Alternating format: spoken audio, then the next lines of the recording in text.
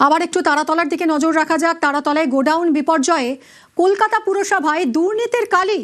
বিধানসভায় আজ বিবৃতি দিয়েছেন মুখ্যমন্ত্রী শুভেন্দু অধিকারী এবং তৃণমূলকে একেবারে তুলোধনা করেছেন মুখ্যমন্ত্রী।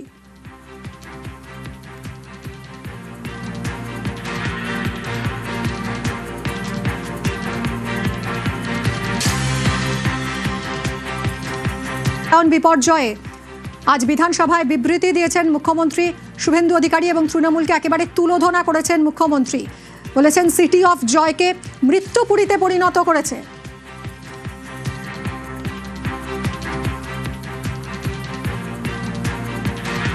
আমরা কালীকে তুললে সব বেরিয়ে যাবে। কলকাতা কর্পোরেশনে কালী না বললে কোনো প্ল্যান হয় না। আর কালী অ্যাপয়েন্টেড বাই ক্যামাস্ট্রিট সবাই জানে। আর এই কালী বাইপাসের পাশে আপনাদের তৃণমূল ভবন বানাচ্ছে 200 কোটি টাকা দিয়ে, আর এখান থেকে টাকাটা তুলে ঘরে পাঠায়। আমরা সব জানি, সব বের করেছি, আমরা এফআইআর হয়েছে, আরো ব্যবস্থা নিচ্ছি। কে এই কালী যার কথা বলছেন মুখ্যমন্ত্রী?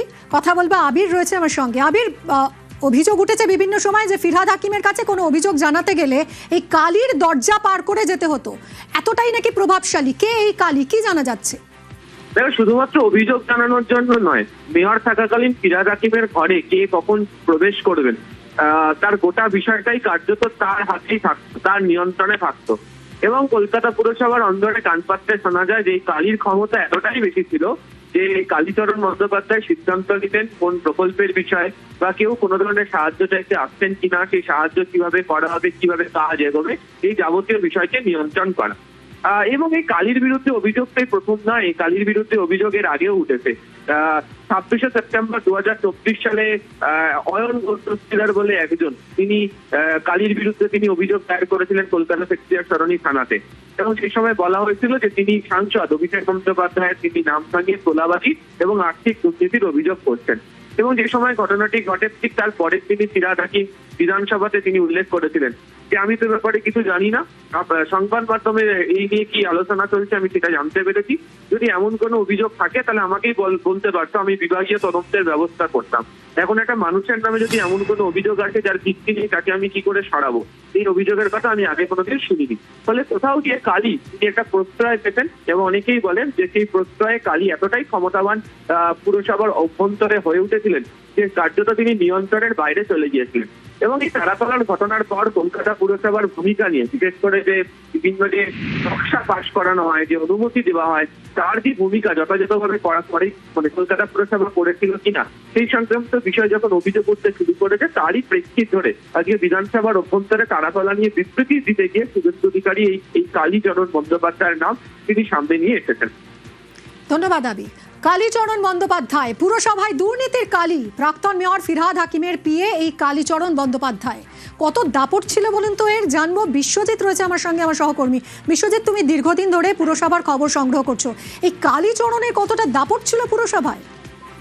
দেখো, কলকাতা পুরসভায় কালীচরণের সম্পর্ক 2010 সালে তিনি চিফ ম্যানেজার পদে ছিলেন সোশ্যাল সেক্টরে, এবং সেখান থেকে এর আগে যখন মেয়র পরিষদ ছিলেন ফিরহাদ হাকিম, মেয়র পরিষদ রোড, সেই সময়ও তার আত্মসহায়কের ভূমিকায় ছিলেন এই কালীচরণ বন্দ্যোপাধ্যায়। স্বাভাবিকভাবেই 2018 সালে যখন আবার মেয়র হিসেবে আসেন শোভন চট্টোপাধ্যায়ের পর ফিরহাদ হাকিম, তখন তার আত্মসহায়ক তো বটেই এবং তার ওএসডি অর্থাৎ অফিসার অন স্পেশাল ডিউটি হিসেবে তার নিযুক্তি হয়, অর্থাৎ সোশ্যাল সেক্টরের পাশাপাশি তার ওএসডি হিসেবে তিনি কাজ করেন। স্বাভাবিকভাবে যখন তিনি ওএসডি এবং আত্মসহায়ক ফিরহাদ হাকিমের, যেরকম আবির বলছিলেন যে এই যে অর্থাৎ কালীচরণ বন্দ্যোপাধ্যায়কে না জানিয়ে মেয়র ফিরহাদ হাকিমের কাছে পৌঁছানো যেত না, এটা যেমন একটা দিক ছিল যে সাধারণ মানুষ থেকে শুরু করে যে কোনো আধিকারিকের ক্ষেত্রে যেমন এটা প্রযোজ্য,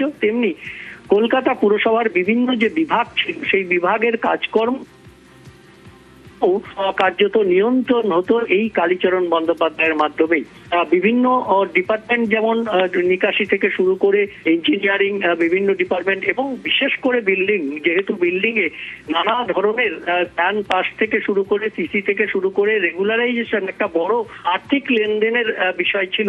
এছাড়াও বিভিন্ন ডিপার্টমেন্টের বিভিন্ন প্রজেক্ট থেকে শুরু করে বিভিন্ন বিল পাস সব ক্ষেত্রেই এই কালীর অমোঘ আশীর্বাদ না থাকলে সেই কাজ হতো না বলেই পুরসভায় চর্চা।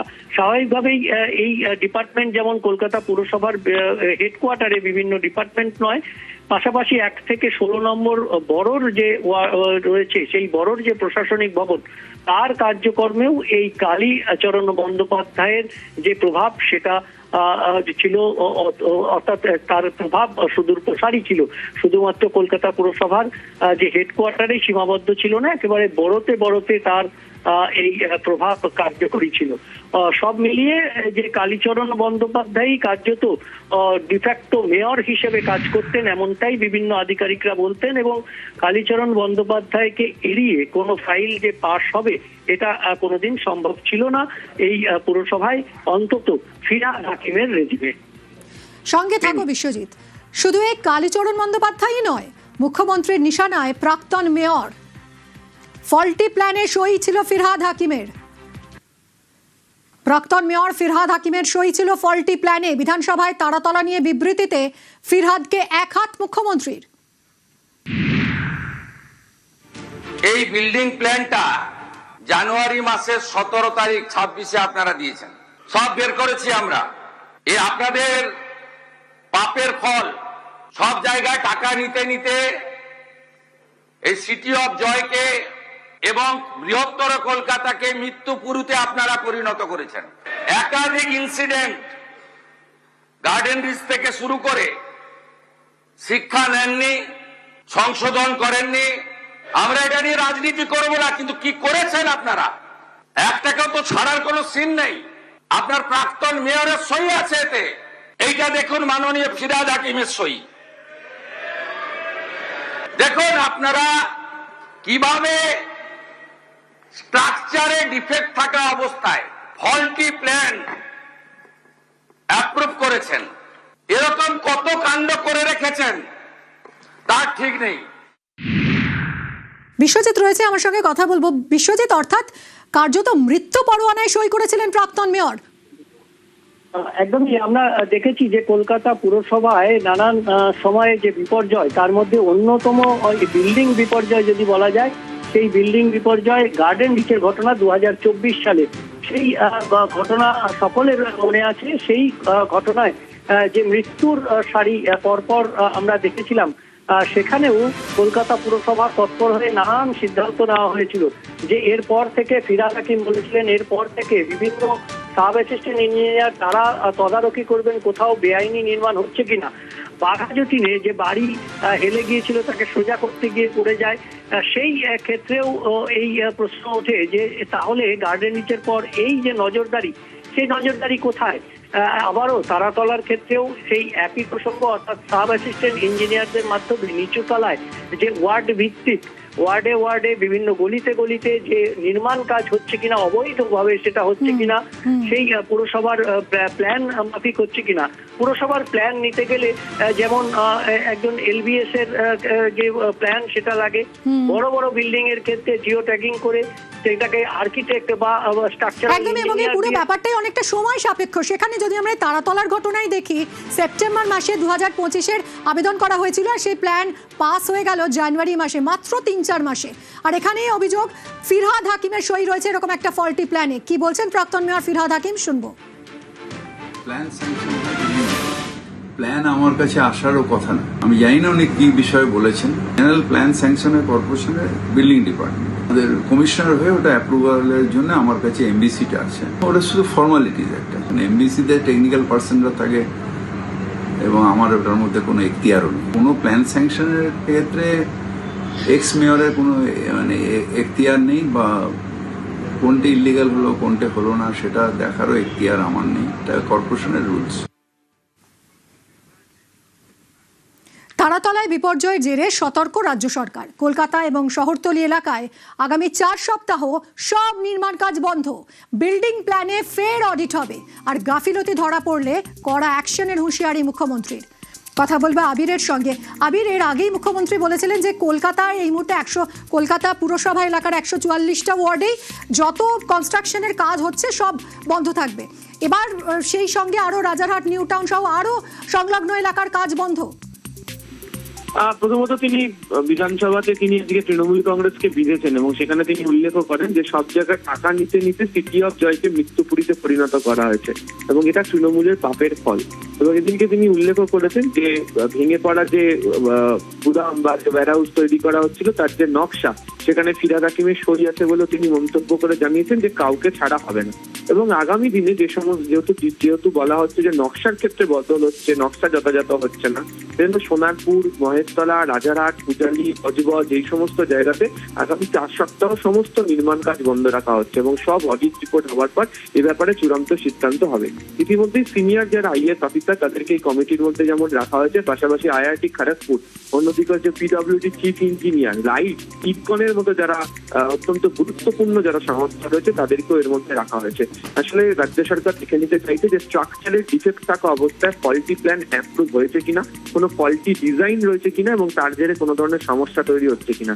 আগামী যাতে কলকাতা শহর এবং কলকাতা শহরতলিতে এই ধরনের কোনো দুর্ঘটনা না ঘটে সে ব্যাপারে সম্পূর্ণভাবে নিশ্চিত হওয়ার জন্য রাজ্য সরকারের তরফ থেকে এই অডিট কমিটি তৈরি করা হচ্ছে। ধন্যবাদ। আমরা 4 সপ্তাহ Kolkata municipal corporation, Rajarhat, new town, Maheshtala, Budge Budge, Pujali, Bishnupur গ্রামীণ এলাকা, সাউথ 24, সোনারপুর, বারুইপুর পুর এলাকায় সমস্ত নির্মীয়মান কাজ জরুরি পরিষেবা ছাড়া আমরা বন্ধ রাখলাম। সমস্ত স্যাংশন প্ল্যান অডিট হবে। এই অডিট করার জন্য কমিটি তৈরি করে দেওয়া হচ্ছে। এই দুর্নীতিগ্রস্ত তৃণমূল কংগ্রেস অর্থের বিনিময়ে, কাটমানির বিনিময়ে কলকাতাকে মৃত্যুপুরীতে পরিণত করা তৃণমূল কংগ্রেস তার সমস্ত বিল্ডিং প্ল্যান এবং আন্ডার কনস্ট্রাকশন আমরা অডিট করাবো। যতক্ষণ না অডিট সার্টিফিকেট হচ্ছে কোন বিল্ডিং এ আমরা হাত দিতে দেব না। তারপরে তো প্রপার্টি অ্যাটাচমেন্ট করে আদায় করব, শুধু জেল খাটানো নয়। অপেক্ষা করুন, একদম জিরো টলারেন্স, 1 ইঞ্চিও টলারেন্স আমরা